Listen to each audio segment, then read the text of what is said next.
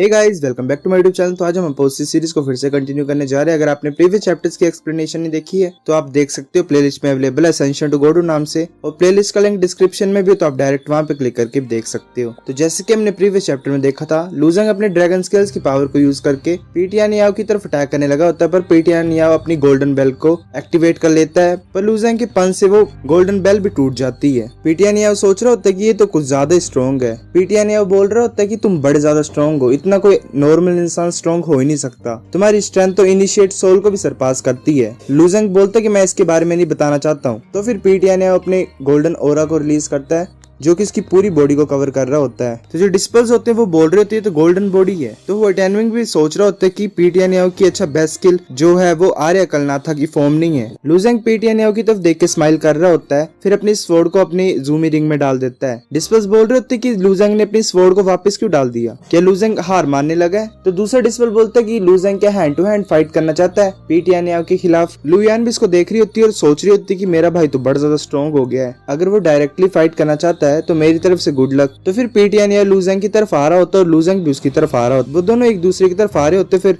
एक दूसरे की तरफ अटैक कर देते हैं और फिर एक दूसरे की तरफ पंचेस को थ्रो कर रहे होते हैं। एक पंच लूजंग को लग रहा होता है, दूसरा पंच पीटिया नियाओ को लग रहा होता है। तो एक अटैक में उन दोनों के फिस्ट एक दूसरे से टकराती हैं। ऐसे वो एक दूसरे से फाइट करते रहते हैं और एक दूसरे को पंचेस थ्रो करते रहते हैं। तो डिस्पल्स बोल रहे होते हैं कि लूजंग को एक और पंच पड़ा। तो दूसरा डिस्पल बोलता है कि मैं इसे नहीं देख सकता, अगर इनमें से कोई भी पंच मेरे ऊपर गिरा तो मुझे पता है कि मेरी जो हड्डियां हैं वो टूट जाएंगी। तो तीसरा डिस्पल बोलता है कि अगर ये चलता रहा तो मेरे को लगता है कि लूजंग हार जाएगा, वो इतने टाइम तक मार नहीं खा सकता। तो लुयान भी सोच रही होती है कि नहीं, जो मेरे भाई के पंचेस है वो ज्यादा स्ट्रॉन्ग है, वो पीटिया नियाओ के 3-4 पंचेस के बराबर है, और मेरे भाई को देख के लग रहा है कि वो जरा भी नहीं डर रहा है मार खाने से। फिर लूजंग ऐसे पिटता रहता है और स्माइल कर रहा होता है। फिर वो बोलता है कि यहाँ पे चल के रहा है। फिर वो सोचता है कि ये और ज्यादा एक्साइटेड क्यों हो रहा है जैसे जैसे मैं इसको मारता हूँ। तो दूसरा डिस्पल बोल रहा था कि लूजंग तो एक शील्ड है इंसान के रूप में और उसे कुछ डर नहीं लगता फाइट से। फिर लूजंग पीटिया नियाओ को बड़ी जोर से पंच मारता है और पीटिया नियाओ पीछे की तरफ खिसक जाता है। पीटिया नियाओ बोल रहा था कि मुझे ऐसा लग रहा है कि मैंने खुद को कुछ ज्यादा ओवर एस्टिमेट कर लिया था। ओरिजिनली मैं ऐसा सोच रहा था कि मैं अपने सिर्फ बॉडी से तुम्हें सप्रेस कर सकता हूँ, और मुझे ऐसा लग रहा है कि मैं नशे में था और ऐसे ही कुछ भी सोच रहा था। फिर वो दोनों अपने हैंड्स को जोड़ता है और फिर आर्या अचलनाथ को एक्टिवेट कर देता है। वेल एक्चुअली वो आर्या अकलनाथा नहीं था, वो आर्या अचलनाथ था। अचलनाथ का मतलब होता है इमूवेबल, और ये बुद्धिज्म में एक विजडम किंग है। तो डिस्पल्स होते हैं वो बोल रहे होते हैं कि इस टाइम जो बुद्धा का स्टैच्यू वो थोड़ा डिफरेंट है और इस बार वो स्माइल कर रहा है और इसकी पावर भी डिफरेंट लग रही है हुआ टियानमिंग के केस से। तो दूसरा डिस्पल बोलता है कि तुम्हें कुछ नहीं पता है, इसको धर्मा बॉडी बोलते हैं, जो कि पिछली वाली से कुछ ज्यादा पावरफुल है। फिर लूजंग अपनी स्वॉर्ड को दोबारा निकाल लेता है। पीटिया ने अपने हाथ को जोड़ के देख रहा होता है लूजंग की तरफ और फिर अपने हाथों को खोल देता है, और जो आर्या अचलनाथ होता है वो लूजंग को अपने हाथों से पकड़ने लग पड़ता है। लूजंग डॉज करता है पीछे की तरफ कूद के, पर फिर पीटिया ने अपने बाजू को उठाता है और जैसे जैसे वो अपने हाथों को चला रहा होता है वैसे वैसे आर्या अचलनाथ भी अपने हाथ को चला रहा होता है। आर्या अचलनाथ का पंच लूजंग को लगता है और लूजंग पीछे जाके गिरता है और अरेना में उसके गिरने से गड्ढा हो जाता है। फिर लूजंग उससे बाहर निकलता है। लूजंग सोच रहा होता है कि ये ऐसे कंटिन्यू नहीं हो सकता, मेरे पास एनर्जी नहीं बची है। फिर आर्या अचलनाथ लूजंग की तरफ फिर से अपने हाथ से अटैक करने लगा होता है, पर लूजंग उसे डॉज कर लेता है और अपनी स्वॉर्ड को पीटिया नियाओ की तरफ भेज देता है। उस स्वॉर्ड में से वो स्वॉर्ड स्पिरिट बाहर निकल जाती है और उस स्वॉर्ड को पकड़ के अटैक करने के लिए जा रही होती है। लूजंग बोलता है कि डीमन नाइट तुम्हें अटैक करना है पीटिया नियाओ की तरफ, और जैसे उस स्वॉर्ड स्पिरिट को ऑर्डर मिलता है वो एक टोर्नेडो में कन्वर्ट होकर पीटिया नियाओ की तरफ जा रही होती है, वो बड़ा ज्यादा खतरनाक तरीके से। इस अटैक के बारे में लूजंग को भी कुछ पता नहीं होता और वो बोल रहा होता है कि ये कौन सा मूव है। अब पीटिया नियाओ अपने हाथ को पकड़ने वाली फॉर्म में कन्वर्ट करता है और सेम फिर आर्या अचलनाथ भी करता है और उस मूव को अपने हाथ से पकड़ लेता है। पीटिया नियाओ थोड़ा सा कंफ्यूज होता है क्योंकि जो अटैक होता है वो उस स्वॉर्ड स्पिरिट का वो आर्या अचलनाथ के हाथ को कट कर देता है पीसेस में। तो जो डिस्पल्स होते हैं वो बोल रहे थे कि मैं लूजंग से बड़ा ज्यादा जलता हूँ, अगर मेरे पास ऐसी स्वॉर्ड स्पिरिट होती तो मैं हर रोज उसकी तरफ देखता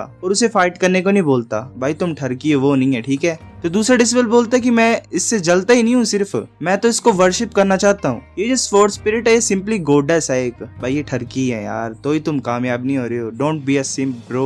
तो ऐसे डिस्पल्स अमेजिंग वाव करते रहते हैं। तो जो लुयान होती है वो सोच रही होती है कि मेरा भाई बड़ा ज्यादा स्ट्रॉन्ग है। हुआ टियानमिंग भी सोच रहा होता है कि मेरे और लूजंग के बीच में तो जो गैप है वो बहुत बड़ा है। जो स्वॉर्ड स्पिरिट का अटैक होता है वो उसके हाथ को आर्या अचलनाथ के हाथ को काट के बिल्कुल पीटिया नियाओ के सामने आ जाता है। फिर हुआ टियानमिंग अपने हाथों को जोड़ लेता है और उसके आंख में स्वास्तिक साइन आ जाता है, जो कि एक सिंबल है, हर जगह फेमस है, आपने देखा ही होगा। वो बोल रहे होते कि मैं मुश्किलों से सफर कर रहा हूँ, पर मुझे अपना दिल को अच्छा रखना है। मैं जो कर रहा हूँ वो मैं सही कर रहा हूँ, मुझे कुछ फर्क नहीं पड़ता बाहर क्या हो रहा है इस दुनिया में, मैं हमेशा सही रास्ते पे चलूंगा। फिर जो स्वास्तिक सिंबल होता है उसकी आइज में, वो रोटेट करने लग पड़ता है और उसकी जो आइज होती है वो पूरी तरह से गोल्डन हो जाती है। जो आर्याचलनाथ का हाथ होता है वो दोबारा रीजनरेट हो जाता है। फिर उसने अपने हाथ को जोड़ा होता है तो उनके बीच में जो होता है वो ग्रीन कलर की फायर अपेयर हो जाती है और उस फायर से एक लोटस अपेयर हो जाता है। वो बोल रहा होता है कि ग्रीन फायर, मैं चाहता हूँ कि ये जो लोटस है ये ईविल को खत्म कर दे और ये किसी भी तरह से पोल्यूट नहीं होनी चाहिए फायर। तुम्हें इस हेवन और इस वर्ल्ड को एंडलेस हेल में जला देना है। और वो फिर उस फायर को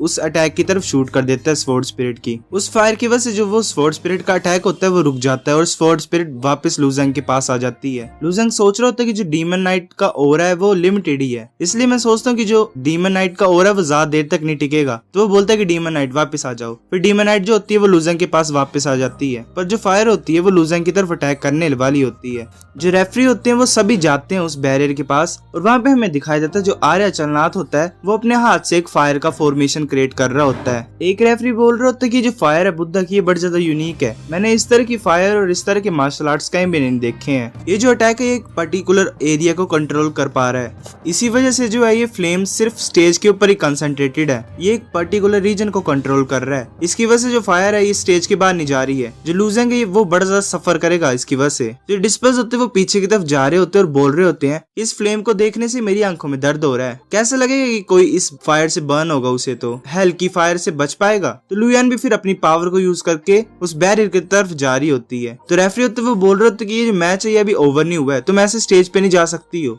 लुयान बड़े गुस्से से बोलती है कि हटो मेरे रास्ते से। तो जो रेफरी होते हैं वो बोलते हैं कि रूल्स होते हैं, मैं ऐसे तुम्हें नहीं जाने दे सकता स्टेज के ऊपर। फिर लुयान अपने इनिशिएट एनर्जी से कांटे क्रिएट कर देती है और रेफरी की तरफ भेजने लगी होती है। रेफरी बोलता है कि तुम मेरे से फाइट करना चाहती हो। तो जो डिस्पर्स होते हैं वो बोल रहे होते हैं कि देखो ऐसा लग रहा है ये लड़की जो है जो कि मास्क में ये फाइट करना चाहती है, ये लड़की जाना चाहती है स्टेज के ऊपर लुजेंग को सेव करने के लिए। क्या लुजेंग से रिलेटेड है क्या ये लड़की? क्यों जो लड़कियां लुजेंग की वो सभी इतनी ज्यादा स्ट्रॉन्ग होती हैं, ये सेंस क्यों नहीं बनाता जरा भी। फिर लुयान उसकी तरफ अटैक करने वाली होती तब दूसरा रेफरी बोलता है कि ऐसा लग रहा है कि लुजेंग ठीक है पर ये गोल्डन कलर में शाइन क्यों कर रहा है, क्या इसने ऐसी फॉर्म को अचीव कर ली है जिसको डिस्ट्रॉय नहीं कर सकते। फिर लुजेंग बिल्कुल खड़ा होता है और उसे जो है लिश फायर होती है वो बर्न नहीं कर पा रही होती है। लुयान बड़ी ज्यादा खुश होती है और बोल रही होती है ब्रदर। लुजेंग उस सारी फायर को एब्जॉर्ब कर रहा होता है। जो पीटीएन होता है वो बड़ा ज्यादा हैरान होता है और बोल रहा होता है कि कैसे पॉसिबल है। लुजेंग उस सारी फायर को एब्जॉर्ब कर लेता है और अपनी बॉडी की तरफ देख रहा होता है। उसकी बॉडी ने एक्चुअली जो सारी फायर होती है उसको एब्जॉर्ब कर लिया होता है। और वो सोच रहा होता है कि मैंने एक और स्पिरिट रेन को एक्वायर कर लिया है और उसकी जो बॉडी होती है वो हाई ग्रेड स्पिरिट वेपन बन जाती है। एक्चुअली ये लिंक टायर था तो अब ये स्पिरिट में कन्वर्ट कर दिया है। तो पहले जैसे कि मिडिल टायर में थी अब ये हाई टायर बन जाती है। पीटीआई ने अपने सिर को हिला देता और बोलता है ठीक है मैं हार मानता हूँ। तो जो रेफरी होता है वो अनाउंस कर देता है कि लुजेंग यहाँ पे जीतता है। लुजेंग बोल रहा होता है भाई पी की जो स्ट्रेंथ है वो मेरे से जरा भी वीक नहीं है, इसलिए आप हारे क्योंकि मैं तुम्हारे जो स्ट्रॉन्गेस्ट अटैक को था उसको मैं एब्जॉर्ब कर पा रहा था और कंट्रोल कर पा रहा था। तो पीटीआई ने बोलता है कि हाँ मुझे पता है, मैं इस हार को इतने ज्यादा दिल पे नहीं ले रहा हूँ तो तुम्हें ज्यादा कुछ बोलने की जरूरत नहीं है। अगर मैं ऐसे बुरा मान लूंगा इसके लिए तो मैं कैसे मार्शल आर्ट्स में पीक पे पहुंच पाऊंगा। वो बोलता है कांग्रेचुलेशन लुजेंग। तो जो रेफरी होता है वो अनाउंस करने वाला होता है कि जो फाइनल्स है उसमें लुजेंग फर्स्ट प्लेस पे है, पर वो कंप्लीट नहीं कर पाता है क्योंकि एक इंसान आता है ऊपर से जल्दी से और बोल रहा होता है कि रुको मैं भी पार्टिसिपेट करना चाहता हूँ। पीटीआई ने भी ऊपर की तरफ देखता है और लुजेंग भी ऊपर की तरफ देख के सोच रहा होता है कि ये अब कौन है। वो जो नया इंसान होता है वो ऊपर से आ रहा होता है अरेना की तरफ। लुजेंग जोर से चिल्लाता है कि ध्यान से, और वो इंसान होता है वो अरेना में टकरा जाता है और फिर धुएं से बाहर आता है। फिर पीटीआई ने भी उसकी तरफ देख रहा होता है और बोल रहा होता है कि बड़े भाई क्या करते हो तुम। फिर हमें उस डिसिपल का नाम पता लगता है जिसका नाम होता है जोशुआ, जो कि सेलेस्टियल रेलम 6 स्टेज पे होता है। तो जो डिसिपल्स होते हैं वो बोल रहे होते हैं कि ये पागल कौन आ गया। तो दूसरा डिसिपल बोलता है ओए अपनी आवाज को नीचे रख, तुमने सुना नहीं पीटीआई ने इसको बड़ा भाई बोला अभी अभी, तो इसका मतलब क्या ये जोशुआ है। तो तीसरा डिसिपल बोलता है कि जोशुआ भी प्रैक्टिस नहीं कर रहा था क्या। तो फिर हमें पता लगता है कि वो वही डिसिपल होता है जो नंबर 1 होता है किंग सेक्ट में, जो पीटीआई ने था वो 2nd नंबर पे था। सो गाइस चैप्टर नंबर 53 इतना ही था। अगर आपको वीडियो पसंद आई तो लाइक करो, नहीं भी आई फिर भी लाइक कर दो, शेयर करो अपने दोस्तों के साथ, कमेंट करके बताओ अगर आपको वीडियो कैसी लगी है, सब्सक्राइब करो। तब तक के लिए बाय बाय।